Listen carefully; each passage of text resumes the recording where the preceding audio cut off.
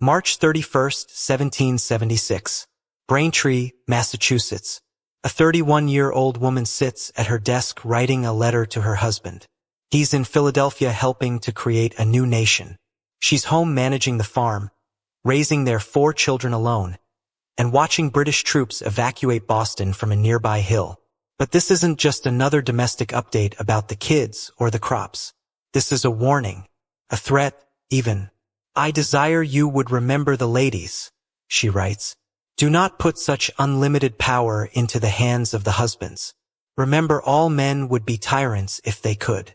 If particular care and attention is not paid to the ladies, we are determined to foment a rebellion, and will not hold ourselves bound by any laws in which we have no voice or representation." She's threatening rebellion against her own husband, against the founding fathers, against the new government being born, and she's doing it 144 years before women get the vote.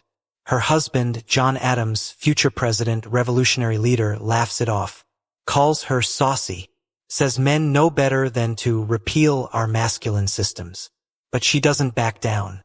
She doubles down, warns him that women have the power to throw both your natural and legal authority at our feet.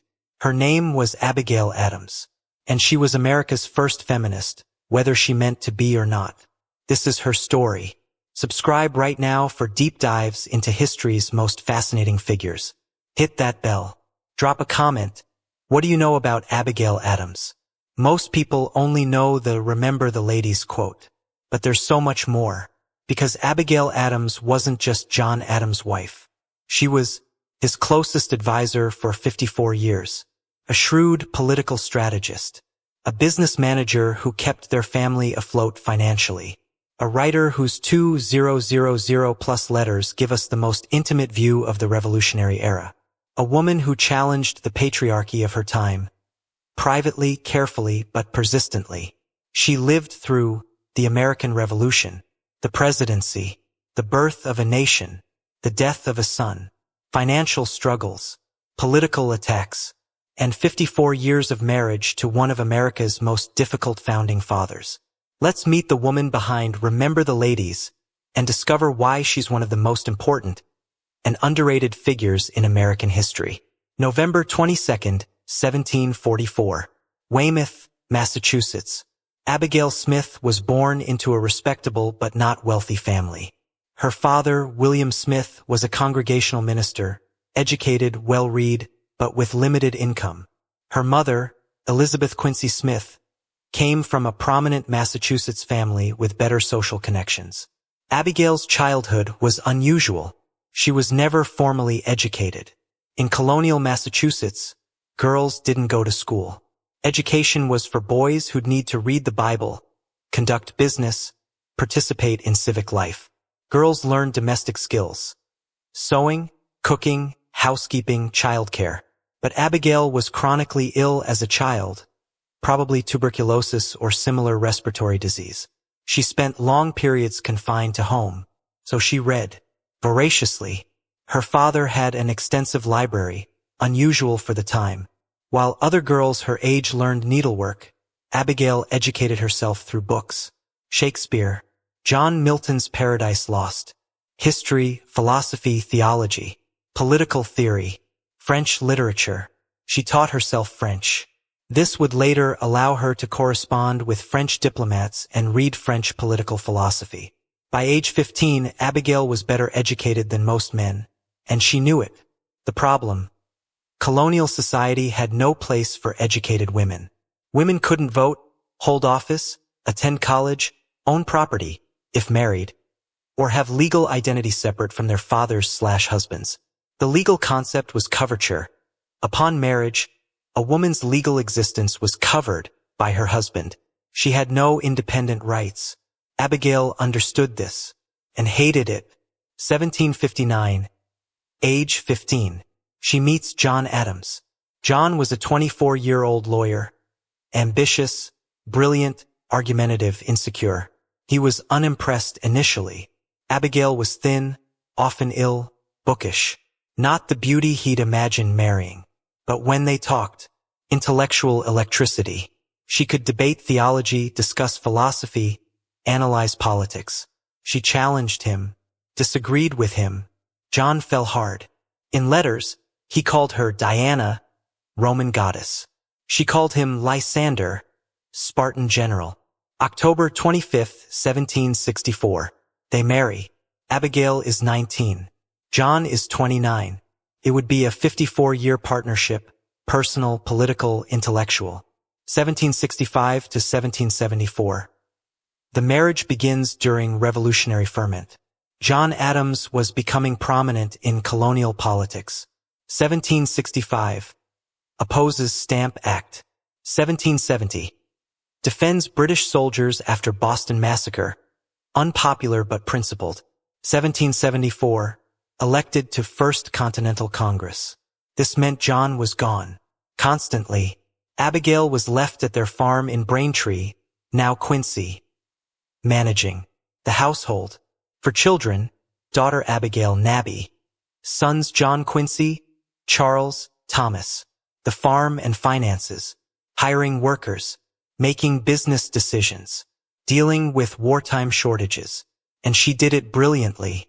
While John was in Philadelphia debating independence, Abigail was buying and selling property, investing in government bonds, trading goods, managing tenant farmers.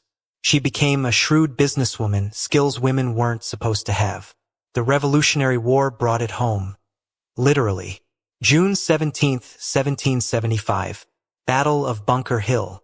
Abigail took her 7-year-old son John Quincy to Penn's Hill near their home. They watched the battle. She described it in a letter to John. The day, perhaps the decisive day, is come, on which the fate of America depends. The constant roar of the cannon is so distressing that we cannot eat, drink, or sleep. Think about that. She's watching men die, hearing cannons, with her young son, while her husband is hundreds of miles away. 1775 to 1776. British occupy Boston. Abigail couldn't leave. The farm was their livelihood. She dealt with shortages of food, medicine, supplies, disease outbreaks, dysentery swept through the area, fear of British raids, caring for sick neighbors, inoculating her family against smallpox, risky at the time, and through it all she wrote to John. Over their lifetime, they exchanged 160+ letters. These letters are extraordinary historical documents. They discuss politics, philosophy, military strategy. They're intimate, loving, sometimes angry. They show a marriage of genuine partnership. They reveal Abigail's sharp political mind. John relied on her advice. He wrote, "I want to hear you think or see your thoughts." She wasn't just his wife. She was his counselor, strategist, sounding board. March 1776. The Remember the Ladies letter. The Continental Congress is drafting new laws for an independent America. Abigail sees an opportunity. She writes to John, "I long to hear that you have declared an independency, and by the way, in the new code of laws which I suppose it will be necessary for you to make, I desire you would remember the ladies, and be more generous and favorable to them than your ancestors. Do not put such unlimited power into the hands of the husbands. Remember, all men would be tyrants if they could.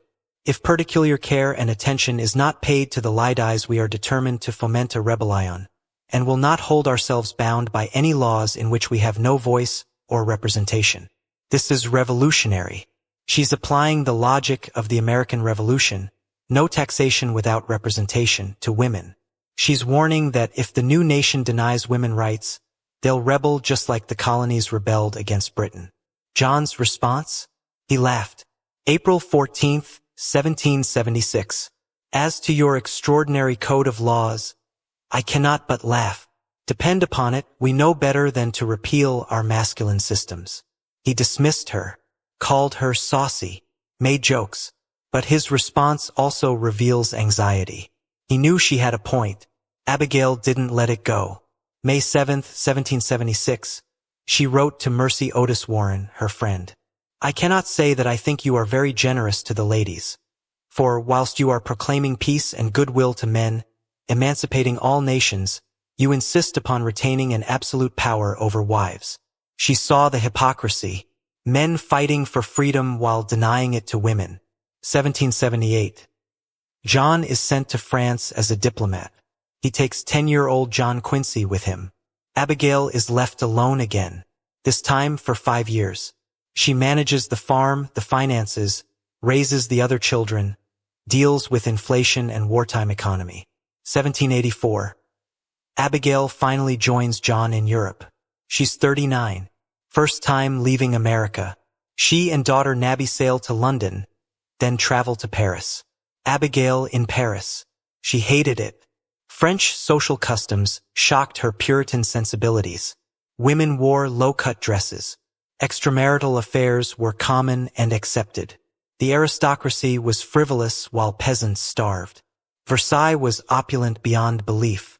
She wrote, luxury, dissipation, extravagance beyond all bounds. But she was also a diplomatic asset. She hosted dinners, entertained foreign dignitaries, represented American interests. Her language skills, French, helped John navigate French politics. 1785 to 1788. London. John becomes first U.S. minister to Great Britain. This was awkward. Meeting King George III, the king they just rebelled against. Abigail handled it with grace. She presented herself at court, dealt with British aristocrats who looked down on Americans. She wrote sharp observations about British society. The theaters here are more licentious than in France. The women upon the stage are dressed to display their persons. She was prudish by modern standards. But she was also fiercely patriotic and unimpressed by European superiority. 1788. They returned to America. John becomes vice president under George Washington, 1789 to 1797. Abigail becomes second lady, though that term didn't exist yet. 1797. John Adams becomes second president. Abigail becomes first lady, though that title wouldn't be used until later. She was an active, influential first lady. Attended cabinet meetings, unprecedented. Advised John on appointments. Influenced policy decisions. Defended John against political attacks. Hosted diplomatic events. Critics called her Mrs. President. Newspapers mocked her influence. Political opponents accused her of controlling John.